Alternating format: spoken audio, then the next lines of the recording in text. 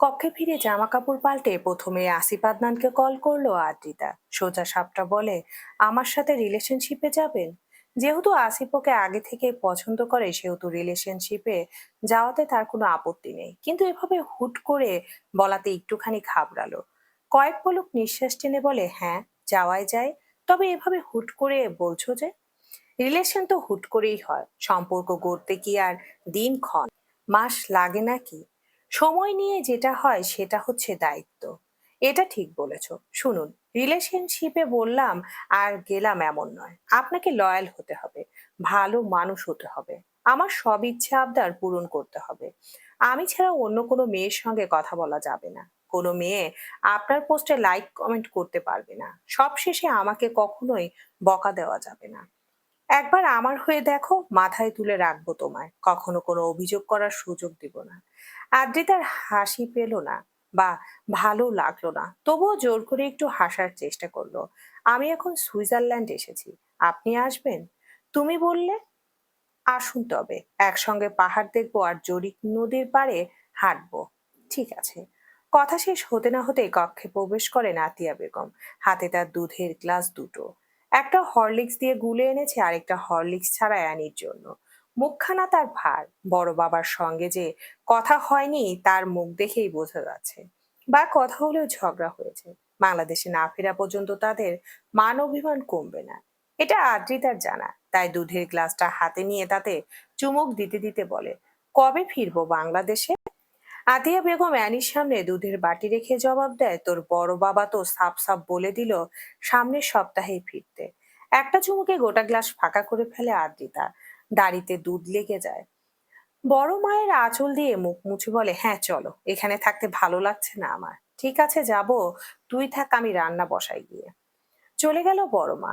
আদ্রিতা ফোনে সময় দেখে নেয়, দুপুর গড়িয়ে বিকেল হতে চলল প্রায়। আবরার তাসনিন তো বেরোবে, তার পিছু নিতে হবে না?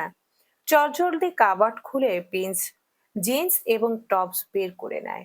মাস্ক টাক্স পরে যেতে হবে, কোনো মতেই ধরা পড়া চলবে না। এই এখন কথা হচ্ছে, কাছে টাকা নেই, ফলো করতে গেলে তো একটা গাড়ি লাগবে, তারপর কফি শপে ঢুকলেও তো কিছু খেতে হবে। টাকা মোস্ট ইম্পর্টেন্ট পার্ট, তাছাড়া যখন তখনও শরীর খারাপ হবে। সেনোরাও তো কিনতে হবে, কিন্তু পাবে কোথায়? সিয়াম আমান আহাদ বা ইভান ভাইয়ের কাছেই চাইতে হবে। তাই ভেজা চুলগুলো হাত খাপা করতে করতে কক্ষ থেকে বের হয় আদ্রিতা। প্রথমেই সিয়ামের কক্ষে উকি মারে, ফাঁকা কেউ নেই, তারপর যায় আমানের। সেখানেই সেম কাহিনী, আহাদ ইভান কেউই নেই। বড় মায়ের কাছে তো টাকা থাকবেই না, এখন বাকি রইল আবরার তাসনিম। ওই তো সামনেই তার কক্ষ। দরজার উপরে দেয়ালে টাঙানো সাইনবোর্ড, তাতে বড় বড় অক্ষরে লেখা, আদ্রিতা ভেঞ্চি কাটে। ইস, ইহ, প্রবেশ নিষেধ। তুই কোন রাজ্যের মহারাজা বা কোথাকার সুপারস্টার যে তোর কক্ষে প্রবেশ করা যাবে না? দেখতে হাতের মতো, তার আবার এত হেডম। বুকে একটা সাহস নিয়ে এগোয় আদ্রিতা। হালকা পিঙ্ক কালারের দরজায় হাত রাখতেই খুলে যায়, কিন্তু ভেতরটা দেখার উপায় নেই, গোলাপি রঙের পর্দার জন্য। আদ্রিতা দু হাতে একটুখানি পর্দা সরিয়ে ভিতরে উকি দেয়।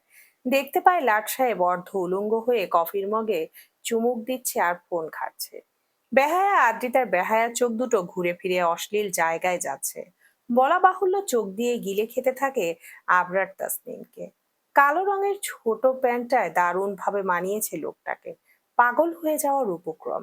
এই লোকটার ভাঁজ কাটানো বুক একবার ছুঁয়ে দেওয়ার বড্ড ইচ্ছে তার, বা ওই সুন্দর শরীরে নাক ডুবিয়ে সম্মুখ পারফিউমের মিষ্টি সুঘ্রাণ শুষে নেওয়ার বড্ড লোভ। কি চাই? হঠাৎ আবরার তাসনিনের কণ্ঠস্বর শুনে চমকায় আদ্রিতা। নিজের ব্যালেন্স ধরে রাখতে না পেরে ধাস করে পড়ে যায় ফ্লোরে। কোমরে বেশ লাগলো। আবরার বিরক্ত হয়। বিছানার উপরে পড়ে থাকা শার্টখানা গায়ে জড়াতে জড়াতে বলে, ইউ আর ডিসেবলড। আদ্রিতা নাক ফোলায়। ইংরেজিতে খুব বেশি পটু না হওয়াতে ঠিক বুঝতে পারলো না তাকে কি বলা হয়েছে। তবে যেহেতু ইংরেজিতে বলেছে সেহেতু ভালো কিছুই হবে। তাই সেটা নিয়ে মাথা না ঘামিয়ে কোনো রকমে উঠে দাঁড়ায়। দু পা এগিয়ে আবরারের মুখোমুখি হয়ে হাত পাতে, টাকা চাই আমার। আবরার এক পলক হাতের দিকে তাকায়, পরপরে মুখের দিকে তাকিয়ে বলে, কি লাগবে বলো, আমি এনে দেব। আপনি পারবেন না, আমার টাকাই লাগবে।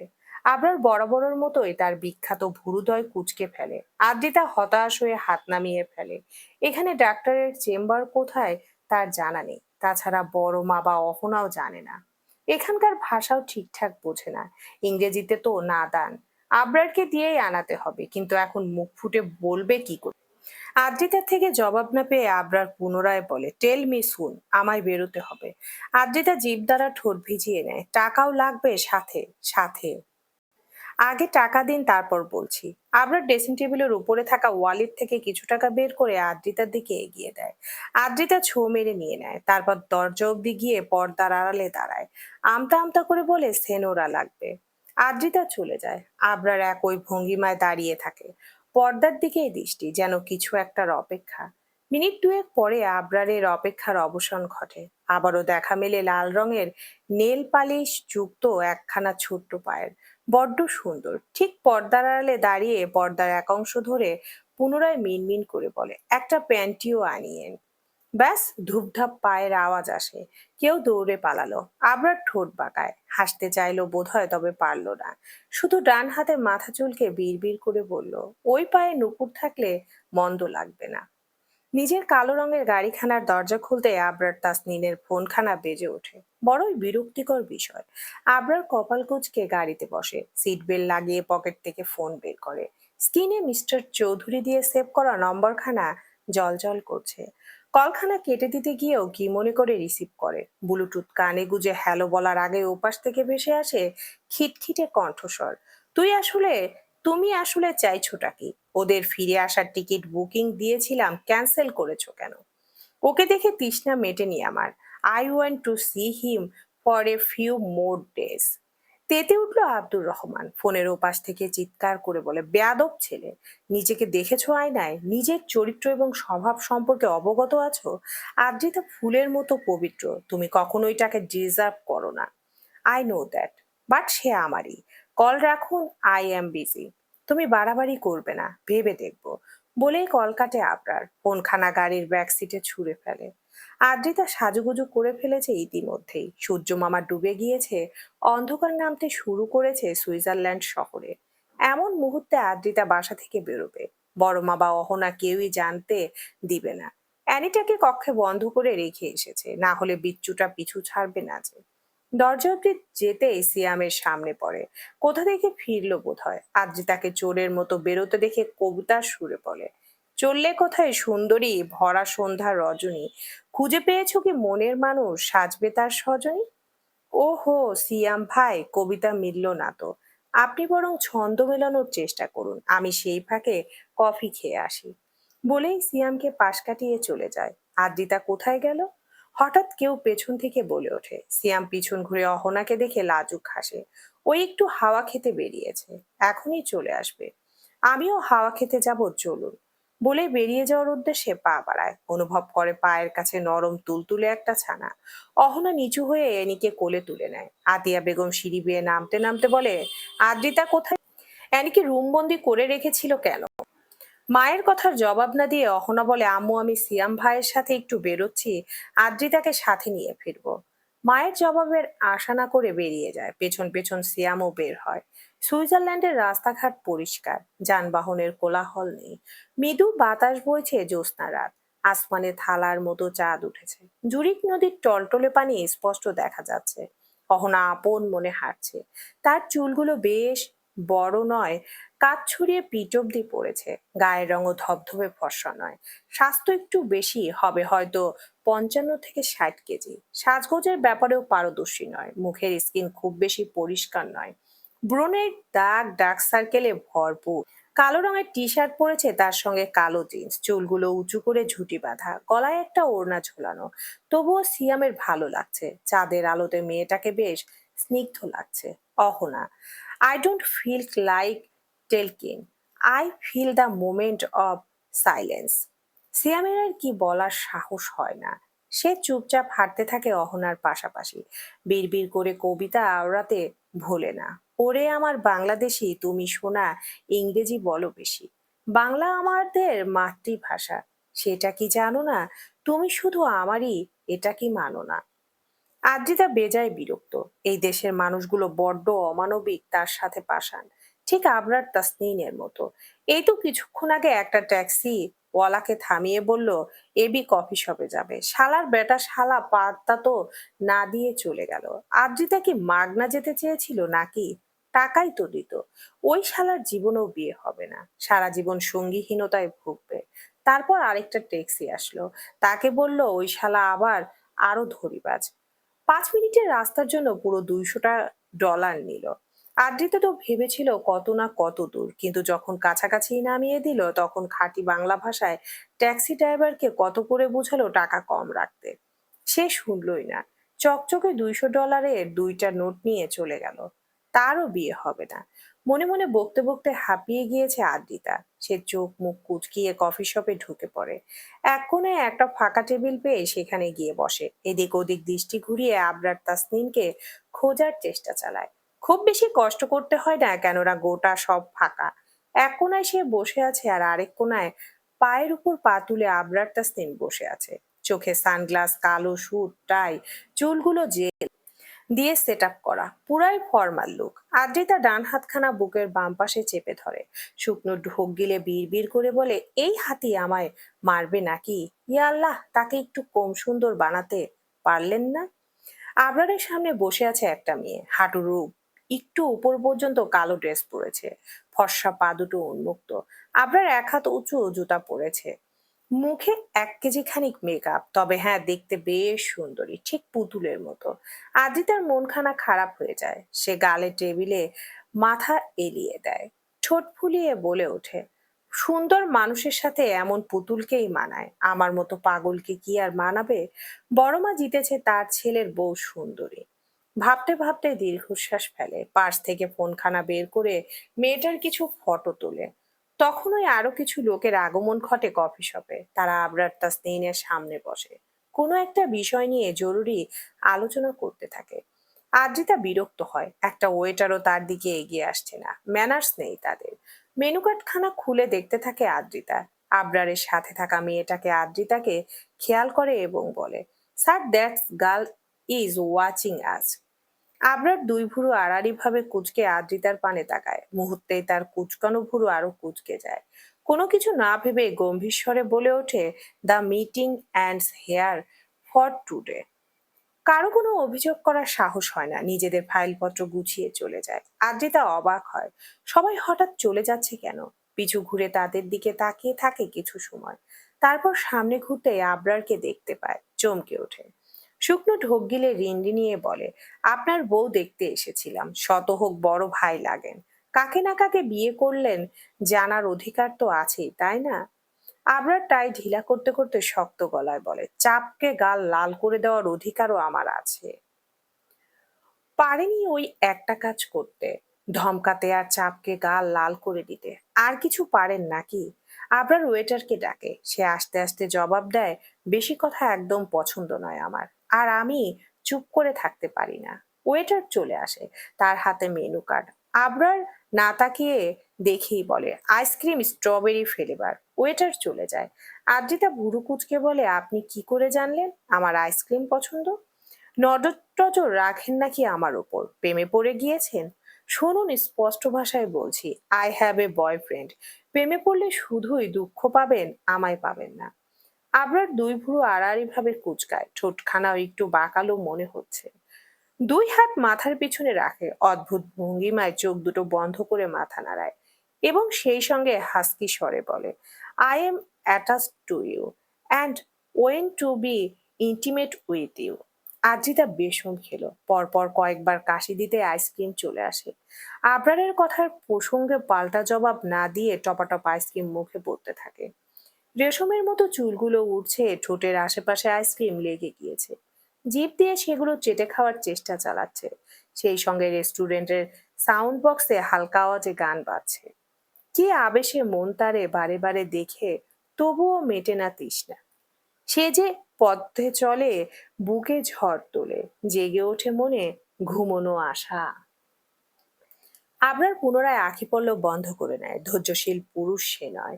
আর না, হাতে অহরহ সময় আছে। একটু পরেই তাকে যেতে হবে, রেস রয়েছে, সেই সঙ্গে নতুন বিজনেসের ফার্স্ট ডিল। চোখ খুলে প্রথমে হাত ঘড়িতে সময় দেখে নেয়, পরপর তাকায় আদ্রিতার মুখপানে। এখনো জিভ বের করে রয়েছে। মেজাজ চটল কি আবরারের? সামনে থাকা কাটা চামচখানা আদ্রিতার দিকে তাক করে বলে, stop your fucking drama, otherwise I will kill you. Adrita ভুরু কুঁচকে ফেলে। ড্রামা কোথায় করছি, খাচ্ছি তো। আর খেতে হবে না বলেই দাঁড়িয়ে, এবং আদ্রিতার ডান হাতখানা মুঠো করে ধরে তাকে টানতে টানতে রেস্টুরেন্ট থেকে বেরিয়ে যায়। বিলটাও দেয় না। সব সময় এমন হিরোগিরি দেখানোর কি আছে? শরীরে হাতির মতো শক্তি আছে বলে আমাকে মশা ভেবে যখন তখন টানাটানি শুরু করেন, মেনে নিলাম। তাই বলে আইসক্রিমের বিলটাও দেবেন না? সেখানেও নেতানমি। আবার যাইয়েন ঠ্যাং ভেঙে হাতে ধরিয়ে দিবে। আবরার যেন শুনলো না। সে গাড়ির দরজা খুলে ধাক্কা মেরে আদ্রিতাকে গাড়িতে বসায়। তারপর নিজেও সিটে বসে পড়ে। কোনো রকম সিট বেল্ট লাগিয়ে স্টার্ট করে গাড়ি। স্পিড যত ছিল বোধহয় সবটুকু দিয়ে চালাতে শুরু করে। আদ্রিতার হাত পা থেকে শুরু করে কলিজা পর্যন্ত কাঁপছে। সে আবরারের হাতখানা শক্ত করে ধরে অনবরত বিলাপ বকে যাচ্ছে। ইয়া আল্লাহ, আমি এত তাড়াতাড়ি মরতে চাই না। এখনো বিয়ে করা বাকি, বড়ের আদর খাওয়া বাকি, বাচ্চা কাচ্চার মুখ দেখা বাকি। এসব না দেখে মরতে চাই না। আপনি যে হিরো আমি বুঝতে পেরেছি, সুপার হিরো আপনি। শাকিব খানের আগে আপনার স্থান। শাহরুখ খানও আপনার কাছে ফেল। এখন দয়া করে স্পিড কমান। আল্লাহ যদি এই যাত্রায় বাঁচিয়ে দেয়, আর জীবনেও আপনার গাড়িতে উঠবো না, প্রতিজ্ঞা করলাম। হঠাৎ গাড়ি থেমে যায়। আদ্রিতা জোরে জোরে শ্বাস টানতে থাকে। এতক্ষণ চোখ মুখ খিচে বন্ধ করে বিলাপ বকছিল। এবার পিট পিট করে চোখ খোলে। না, বেঁচে আছে সে। আবরারের হাতখানা ছেড়ে কয়েকবার আলহামদুলিল্লাহ আওড়ায়। তারপর পাশে তাকাতেই দেখতে পায় আবরার নেই। যাহ বাবা, কোথায় গেল? আদ্রিতাকে অচেনা জায়গায় ফেলে চলে গেল নাকি? ভয়ে কলিজা কাঁপে। তাড়াহুড়ো করে গাড়ি থেকে নামে। দেখতে পায় অনেক মানুষের শোরগোল। মেয়েরা ছোট ছোট জামা পরে ঘুরছে। কেউ কেউ চুমু খাচ্ছে তাদের পার্টনারকে। আদ্রিতা আস্তাক ফেরুল্লাহ বলে চোখ নামিয়ে নেয়। এত ছোট জামা এরা কেমনে পরে ভাই? হেই আদ্রিতা, অ্যাম মনা, আবরার তাসনিনস ফ্রেন্ড। আদ্রিতা মেয়েটার পা থেকে মাথা পর্যন্ত দেখতে থাকে। সেও ছোট্ট একটা জামা পরেছে, তবে সুন্দর লাগছে। চলো আমার সাথে। মেয়েটা আবারও বলে, কোথায় যাব? আবরার ভাইয়া কোথায়? গেলেই দেখতে পাবে, চলো। মেয়েটা আদ্রিতার হাত টেনে তাকে নিয়ে যায় রেসের ওইখানে। সেখানে তো মানুষের ভিড় আরো বেশি। সকলের মুখে তাসির নামটা ভাসছে। কেউ কেউ হাতে আবরারের ছবি রেখেছে, কেউ কেউ নাম লিখেছে। মানে ওদের কনফিডেন্স যে আবরারই জিতবে। বিশাল বড় মনিটরে দেখা যাচ্ছে 15টা বাইক পাশাপাশি সারিতে দাঁড়িয়ে আছে। মানে তারা রেসের জন্য প্রস্তুত। এতজনের মধ্যে আবরারকে চিনতে অসুবিধা হয় না আদ্রিতার, কেননা এই কালো রঙের বাইক আবরারের ছাড়া আর কারো হতেই পারে না। আর হেলমেট জ্যাকেট সবকিছুতে এতটা অসুন্দর আর কাউকে লাগতেই পারে না। আদ্রিতার ভাবনার মাঝে রেস শুরু হয়। ফুল স্পিডে বাইকগুলো চলতে শুরু করে। সেই সঙ্গে বাড়তে থাকে উপস্থিত মানুষদের চিৎকার চেঁচামেচি। কেউ কেউ নাচতে শুরু করেছে ইতিমধ্যে। একজন মাইক্রোফোনে অনবরত জানিয়ে চলেছে তার বাইকটা এগিয়ে আছে, সে চ্যাম্পিয়ন হতে পারে এসব। আদ্রিতা শুধু তাকিয়ে আছে। তার চিন্তা অন্য জায়গায়। যদি এই মুহূর্তে বাইকটা নিয়ন্ত্রণ হারায়, তাহলে আবরার তাসনিনের কি অবস্থা হবে? বুক কেঁপে ওঠে। শুকনো ঢোক গিলে আঁখি পল্লব বন্ধ করে ফেলে। মাথা ঘুরছে, সেই সঙ্গে শরীর ঘেমে যাচ্ছে। খুব বড়সড় অসুখ এই মুহূর্তে উপস্থিত হচ্ছে আদ্রিতা ঠিক বুঝতে পারছে। যখন তখন পড়ে যাবে সে ঠাস করে। হঠাৎ সকলের খুশির চিৎকার চেঁচামেচি ভয়ানক হয়ে ওঠে। কোনো একটা বিষয় নিয়ে তারা ভয় পাচ্ছে। আদ্রিতা চোখ খুলতে পারছে না, তবুও জোর করে চোখ খুলে দেখতে পায় আবরার তাসনিন বাইক চালাচ্ছে না, বরং হাওয়ায় ভাসিয়ে দ্রুত গতিতে এগোচ্ছে। পেছনের বাইকগুলোর হদিস নেই। এতে আদ্রিতার অসুস্থতা আরো বাড়তে থাকে। অদ্ভুত ভয় হৃদয়ে বাসা বাঁধে। মনে হচ্ছে এই মুহূর্তে সে বাঁচবে না। তার আবরার তাসনিন আর থাকবে না, সেও থাকবে না। গোলাপি অধর নেড়ে কয়েকবার আবরার বলে ডাকে আদ্রিতা। আবরার উইনার স্পটে পৌঁছে গিয়েছে। চলন্ত বাইক থেকে লাফিয়ে পড়ে। হাতে পায়ে মাথায় অনেকটাই ব্যথা পায়। আর বাইকটা গিয়ে লাগে অন্য একটা গাড়িতে। মুহূর্তে বিকট শব্দে আগুন জ্বলে ওঠে। আদ্রিতা পড়েই যাচ্ছিল। আবরার তার কাছে গিয়ে জড়িয়ে নেয় বুকের মধ্যে। বড্ড অস্থির হয়ে বলে, পাখি, what happened? Am I fine? Open your eyes, see. Adrita চোখ খুলল না, শুধু বিড়বিড় করে বলল, আবরার, আবরার। অহনা তোমার বয়ফ্রেন্ড আছে? হাঁটতে হাঁটতে হঠাৎ জিজ্ঞেস করে সিয়াম। অহনা এক পলক তাকালো সিয়ামের মুখ পানে। এনিও তাকিয়ে আছে, যেন সেও বেশ অবাক এমন প্রশ্ন শুনে। আই হেট লাভ। সিয়াম যেন হাঁপ ছেড়ে বাঁচলো। যাক, তাহলে বয়ফ্রেন্ড নেই। ভালোবাসলে ঘৃণা করে সে আলাদা হিসাবে। অতিরিক্ত ভালোবাসা দিয়ে সেটা ঠিক করা যাবে, কিন্তু যদি বয়ফ্রেন্ড থাকতো তাহলে তাকে সরানো মুশকিল ছিল। তোমার কি করতে ভালো লাগে? বই পড়তে আর খেতে। সিয়াম বিড়বিড় করে বলে, সে তো দেখতেই পাচ্ছি যে হাতির মতো শরীর আর মুখে বলে, আর কি করতে? ওই খেতেই ভালো লাগে, সারাক্ষণ শুধু খেতে মন চায়। হ্যাঁ। কি খেতে ভালোবাসো? মাংস। কলিজা ভুনাও খাও? হ্যাঁ, খাই। তাহলে একদিন আমার কলিজা আর মাংস দুইটা একসাথে চালে ডালে মিশিয়ে খিচুড়ি বানিয়ে খেয়ে নিও। অহনা পা থামায়, ঘুরে তাকায় সিয়ামের মুখ পানে।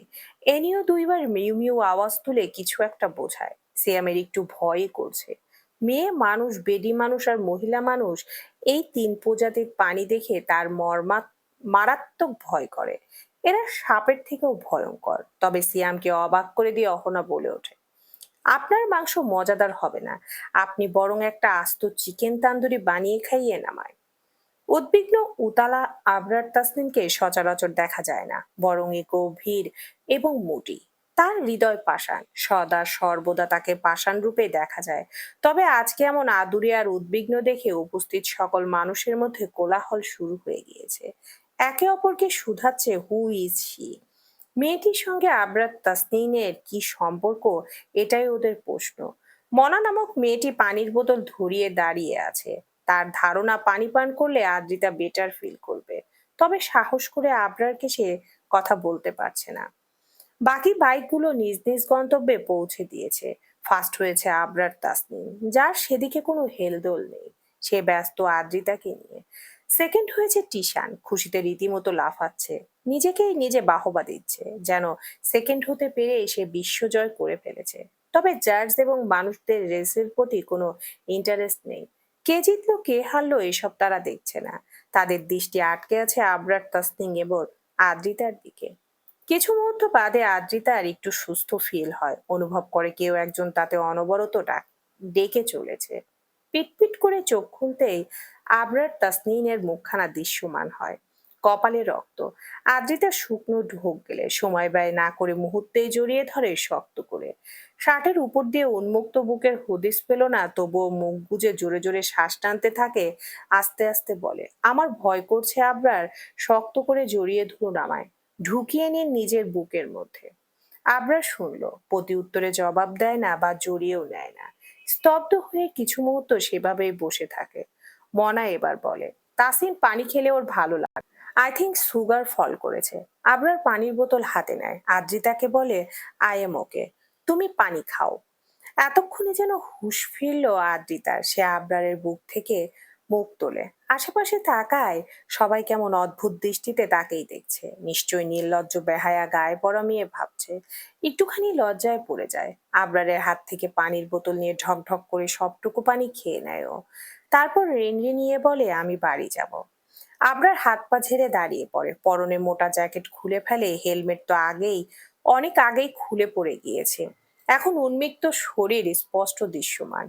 আদ্রিতার কথা বেমালুম ভুলেই গেল সবাই। এবার এক বাক্যে আবরার তাসনির নামটা জপ করে যাচ্ছে। বড় স্টেজে দাঁড়িয়ে একজন ইংরেজিতে অনর্গল কিছু বলে চলেছে। সেসব আদ্রিতা বুঝতে সক্ষম হচ্ছে না। তবে বারংবার বলা তাসির নামটা সে বুঝতে পারছে। কি বোকারে তুই আদ্রি, লোকটা মরুক বা বাঁচুক তোর কি, এমন হাইপার কেন হলি? হাতি তো মনে করবে তুই তার প্রেমে আছড়ে পড়েছিস। আবরারের কপালে ব্যান্ডেজ করে দেয় মনা। একটা ছেলে শার্ট এনে দেয়। আবরার সেটা গায়ে জড়াতে জড়াতে আদ্রিতাকে উদ্দেশ্য করে বলে, লেটস গো। স্টেজ থেকে পুরস্কার নেওয়ার জন্য ডাকা হচ্ছে তাকে, কিন্তু সেদিকে নজর নেই। অগত্যা মনায় গিয়ে ট্রফি নিয়ে আসে। চলবে।